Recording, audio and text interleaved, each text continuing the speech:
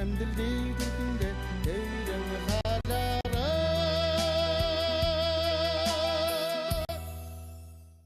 Сайн байцгаана уу? Би Баянгол сумын иргэдийн төлөөлөгчдийн хурлын дарга Чоги Жандсан байна. Би Баянгол аймгийн гэмт хэрэгээс орчсон сэргийлэх ажлыг зохицуулах салбар зөвлөлт зохион байгуулж, хуулийн мөрдийн аянд нэгдэж байна.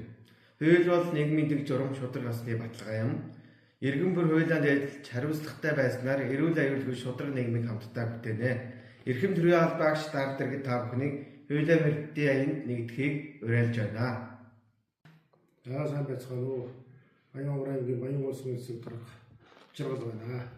За Баянгол аймгийн гэмт хэрэгээс урьдчилан сэргийлэх ажлыг зохицуулах салбар зөвлөлөөс зохион байгуулж, хуулийн мөрдийн аянд нэгдэж байна. Эрхэм төрийн албаагч иргэд та бүхнийг тусгай нэгдэхийг уриалж байна. Хуулийн мөрдийн аянд нэгдэж байна.